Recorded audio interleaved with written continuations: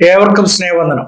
Cricket ലോകത്ത് ഇന്ന് Indian വനിതാ ടീമിന്റെ പ്രധാന താരമായി പ്രകാശിക്കുന്ന പേരാണ് ജെമീമ ജെസിക്ക റോഡ്രിഗ്സ്. തന്റെ ബാല്യകാലം മുതൽ ക്രിക്കറ്റിനോടുള്ള അമിത അഭിരുചിയും അച്ഛൻ ഐവൻ റോഡ്രിഗസിന്റെ പ്രോത്സാഹനവും പ്രാർത്ഥനയോട് കൂടിയ കുടുംബാന്തരീക്ഷവുമാണ് അവരെ ഈ നിലയിലേക്ക് എത്തിച്ചിരിക്കുന്നത്. എന്നാൽ കഴിഞ്ഞ വർഷം അവരും അവരുടെ കുടുംബവും നേരിടേണ്ടി വന്ന ഒരു വിവാദം ജമീമയുടെ ജീവിതത്തിൽ ഒരുതരം ക്രൂശാനുഭവമായിരുന്നു. പക്ഷേ ആ ക്രൂശാനുഭവത്തിലൂടെ തന്നെയാണ് അവരുടെ ജീവിതം, വിശ്വാസമൊക്കെ പരീക്ഷിക്കപ്പെട്ടതും യേശു തന്നെയാണ് ആ പെൺകുട്ടിയെ വീണ്ടും ഉയർത്തിയതും. വിവാദത്തിന്റെ പശ്ചാത്തലം നമുക്ക് പരിശോധിച്ചാൽ 2023 മുംബൈയിലെ പ്രശസ്തമായ ഗാർ ജുംഖാന എന്ന ഒരു സ്പോർട്സ് ക്ലബ്ബ് ജമീമയുടെ അതുല്യമായ കായിക നേട്ടങ്ങൾ പരിഗണിച്ച് അവരെ 3 വർഷത്തേക്ക് ആദര സദസ്യയാക്കി എന്ന് പറഞ്ഞു കഴിഞ്ഞാൽ ഹോണറബിൾ മെമ്പറാക്കി സ്വീകരിച്ചു. എന്നാൽ 2024 ഒക്ടോബറിൽ അതേ ക്ലബ്ബ് അവരുടെ അംഗത്വം പിൻവലിച്ചു. കാരണം ചില അംഗങ്ങൾ അവരുടെ അച്ഛനായ ഐവൻ റോഡ്രിഗ്സ് ക്ലബ്ബ് ഹാളിൽ മതപരമായ യോഗങ്ങൾ നടത്തിയെന്ന് ആരോപിക്കുകയുണ്ടായി. അവരത് ബ്രദറൻ മാനുവൽ മിനിസ്ട്രീസ് എന്ന സംഘടനയുമായി ബന്ധമുള്ള മതപ്രവർത്തനങ്ങളായിരുന്നുവെന്നും ബലഹീനരായ വ്യക്തികളെ മതം മാറ്റാൻ പ്രേരിപ്പിക്കുന്നു, അതിനായിട്ട് ശ്രമിക്കുന്നു എന്നൊക്കെ ആരോപിച്ചു.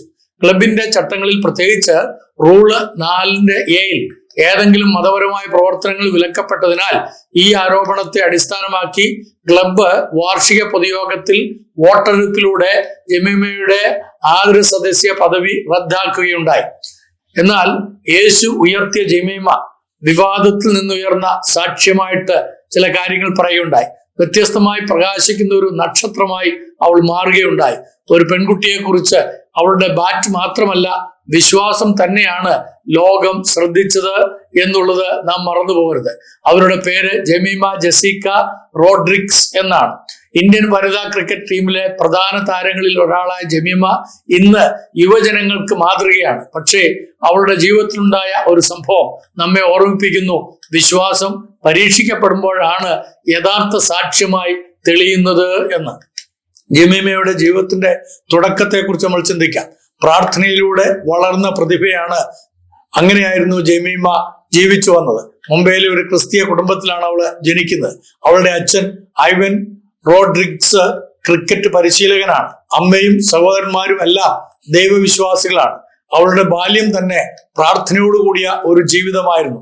അവൾ ചെറുപ്പത്തിൽ ഇങ്ങനെയാണ് പ്രാർത്ഥിച്ചിരുന്നത്: I play for Jesus, he is my coach and my captain. ഞാൻ യേശുവിന് വേണ്ടി കളിക്കും, അവനാണ് എൻ്റെ പരിശീലകനും എൻ്റെ ക്യാപ്റ്റനും എന്ന് അവൾ പറയുമായിരുന്നു. സ്കൂൾ കാലം മുതൽ അവളുടെ പ്രാർത്ഥനാശീലങ്ങൾ വളരെയധികം ശ്രദ്ധിക്കപ്പെട്ടിരുന്നു. ഓരോ മത്സരത്തിനും മുമ്പായിട്ട് അവൾ കണ്ണടച്ച് പ്രാർത്ഥിക്കുമായിരുന്നു. Lord let my game glorify U.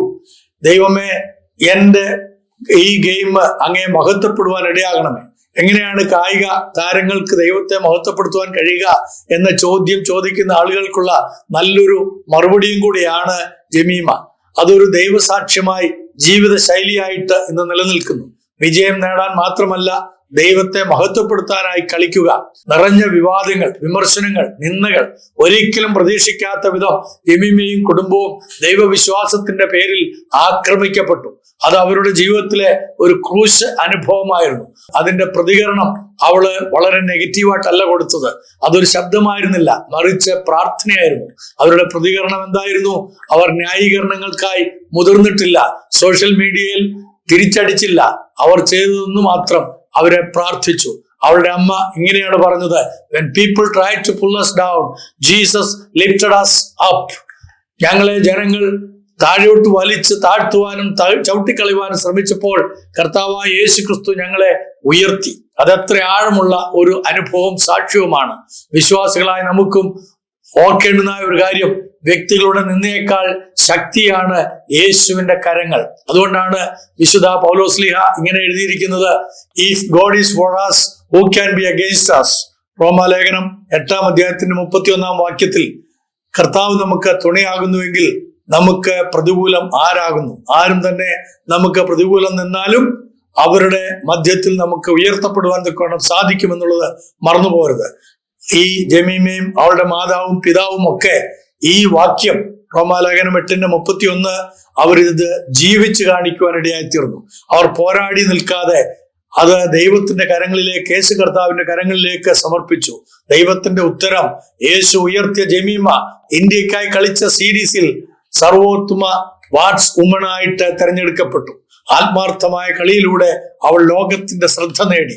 മാധ്യമങ്ങൾ ഇങ്ങനെയാണ് പറഞ്ഞത്, she answered her critics with her bat. അവൾ തന്റെ ബാറ്റ് കൊണ്ട് തന്റെ പ്രതിയോഗികൾക്ക് മറുപടി നൽകി എന്ന്. എന്നാൽ വിശ്വാസികളായി നമുക്ക് പറയാൻ സാധിക്കും, ജീസസ് ആൻസേർഡ് ത്രൂ ഹെർ. യേശു കർത്താവ് അവളിലൂടെ ഉത്തരം നൽകിയെന്ന്. അവൾ അത് തെളിയിച്ചു. ദൈവം അവനെ ആശ്രയിക്കുന്നവരെ ഒരിക്കലും ഉപേക്ഷിക്കുകയില്ല.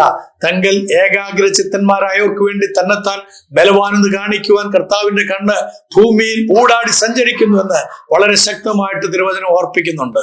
ഈ വാക്യങ്ങളിൽ നിന്ന്, ഈ ഭാഗത്ത് നിന്ന്, ഈ വ്യക്തിയിൽ നിന്ന് നമുക്ക് ലഭിക്കുന്ന ഒരു സന്ദേശമുണ്ട്. വിശ്വാസത്തിന്റെ വിലയും വിജയത്തിന്റെ മഹത്വവും. സ്നേഹിതരെ, ജമീമയുടെ ജീവിതം നമ്മോട് ചോദിക്കുന്നു, നമ്മുടെ വിശ്വാസം നിന്ദിക്കപ്പെടുമ്പോൾ നമ്മൾ എങ്ങനെ പ്രതികരിക്കും? അവൾ പ്രതികാരമല്ല തെരഞ്ഞെടുത്തത്, പ്രാർത്ഥനയും നിശബ്ദ വിശ്വാസവുമാണ് അവളുടെ ആയുധമായി കൈവരിക്കപ്പെട്ടത്. പത്രോസ് അപ്പോസ്തലൻ എഴുതിയിരിക്കുന്നത് എങ്ങനെയാണ്? You are being tested by fire so that your faith, more precious than gold, may result in praise and glory. 1 പത്രോസ് 1-ാം വാക്യത്തിൽ ഇങ്ങനെയാണ്, അഴിഞ്ഞു പോകുന്നതും തീയിൽ ശോധന കഴിക്കുന്നതുമായ പൊന്നിനേക്കാൾ നിങ്ങളുടെ വിശ്വാസത്തിന്റെ പരിശോധന വിലയേറിയത് എന്ന് യേശു ക്രിസ്തുവിന്റെ പ്രത്യക്ഷതയിൽ പുകഴ്ചയ്ക്കും തേജസ്സിനും മാനത്തിനുമായി കാണുവാൻ ഇങ്ങനെ ഇടവരും.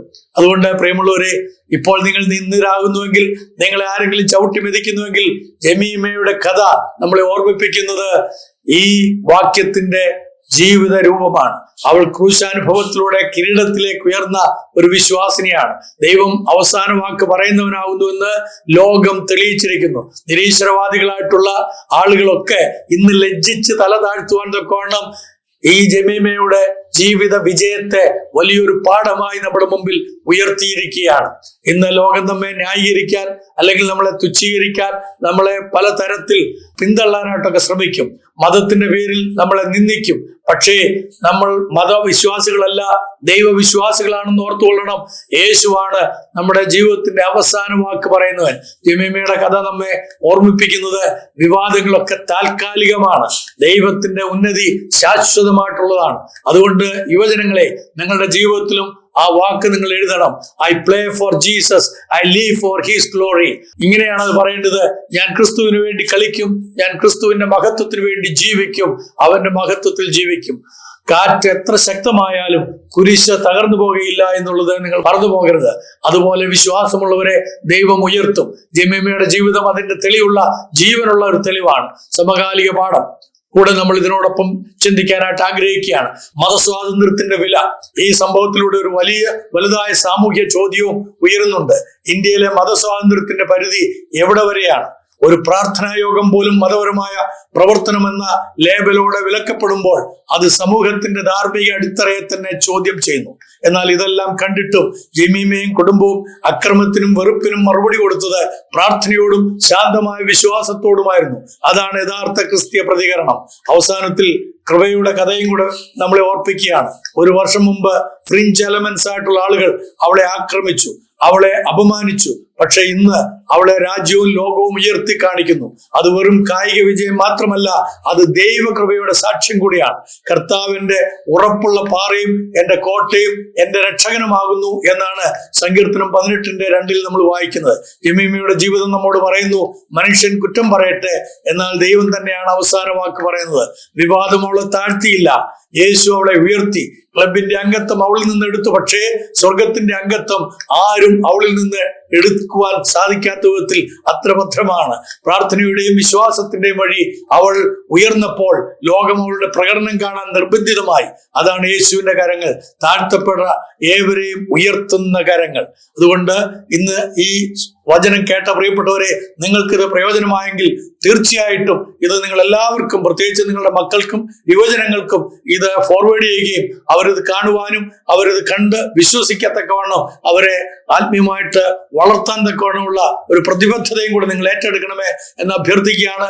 ഇതുവരെ നിങ്ങൾ സബ്സ്ക്രൈബ് ചെയ്തിട്ടില്ലെങ്കിൽ ദയവുണ്ടായിട്ട് സബ്സ്ക്രൈബ് ചെയ്യുകയും ബെൽ ബട്ടണിൽ അമർത്തുകയും ഇതിൽ നല്ല കമന്റ്സുകൾ നിങ്ങൾ ഇടുന്നത് ഞങ്ങൾക്ക് പ്രയോജനകരമാകുകയും ചെയ്യും എന്ന് ഓർപ്പിച്ചുകൊണ്ട് നിങ്ങളുടെ സ്വന്തം ജോൺസൺ തേക്കടിലച്ചൻ.